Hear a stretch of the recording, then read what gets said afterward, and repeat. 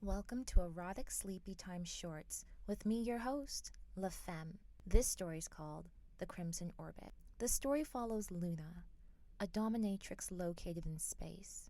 She is one of the few humans left in her colony. Part 1. The Red Light Sector. The first rule of surviving the Red Light Sector was simple: never let them see your fear. The second, make sure they leave with less of a burden than they came in with. I adjusted the clasp of my collar, matte, obsidian, just tight enough to remind me I was in control, and pressed my thumb to the scan pad. A soft green light blinked in response, and the door to my suite slid open with a sigh, revealing warm red light and the faint hum of pheromone diffusers in the air. Everything designed for comfort, for seduction, but more than that, for confession. I'm Luna, 30 years old, human, rare, desired, misunderstood. In a colony of 300 million sentient beings, I am one of only 7 humans known to still exist. 5 are too old or sick to leave cryostasis.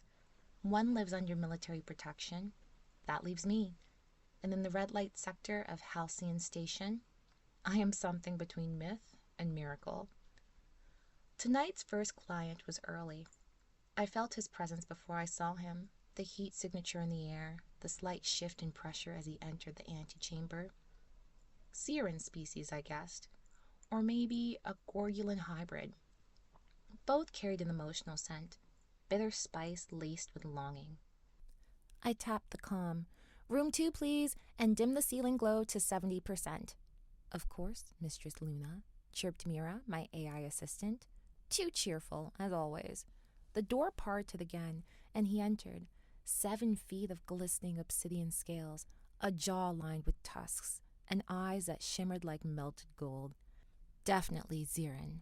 And judging by the way he shifted on his haunches, unsure of where to look, a first-timer. Welcome, I purred, motioning to the velvet chaise across from me. Remove your armor. Leave your weapons by the door. He obeyed slowly, with the reverence of someone removing ceremonial garb. His voice, when it came, was gravel and velvet. They say humans are extinct. They say a lot of things, I said, smoothing the silk draped over my thighs. But I'm right here. He studied me, not just my body, which he did, slowly, as they all did, but my eyes. They always looked there eventually. That's where they decided what kind of pain they were willing to admit to. I go by Threll, he said. 4th Battalion, Exarch of Command, retired. Retired? I echoed. That's rare. He nodded, eyes clouded. Tried to kill myself 2 moons ago. It didn't work. I leaned forward, resting my chin on my palm. And what brings you to me, Threll? There was a pause, his taloned hands clenched in his lap. They say you don't just dominate. You listen and you don't judge. I let silence wrap around us for a moment before replying.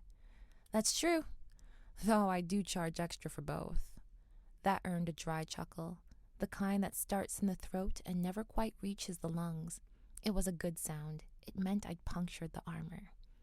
I stood and walked slowly towards him. The soft click of my boots, a metronome of control. Tell me what hurts, Threll. He looked up at me, eyes wide, vulnerable. Everything. I knew this session would end in ropes, in safe words, in cries that weren't about pleasure or pain, but about release. My job wasn't about sex, not really. It was about grief, shame, loneliness, the weight of survival in a universe that had no patience for weakness, especially not from warriors. By the end of the session, he was crumpled at my feet, tears staining the floor, breath ragged. You are not broken, I whispered, brushing one clawed hand with my own fingers. You are healing. He nodded once, a slow, reverent bow. As the door closed behind him, I sat on the edge of the chaise and exhaled deeply. Another alien unburdened, another soul temporarily soothed. But there was always a cost. I felt the edge of it sharpening inside me, the way you feel a blade slipping between ribs. Mira chimed in again. Next client in 30 minutes. Shall I prepare tea? Please, I murmured. And Mira, add extra stim to the blend. Rough one? They're all rough ones. But tonight there was something heavier in the air, a pulse I couldn't explain, as if the station itself were holding its breath. And that's when I felt it, a presence I'd never encountered before, one that didn't belong to any of the registered species on the Halcyon station. He was coming, and he wasn't just here for therapy.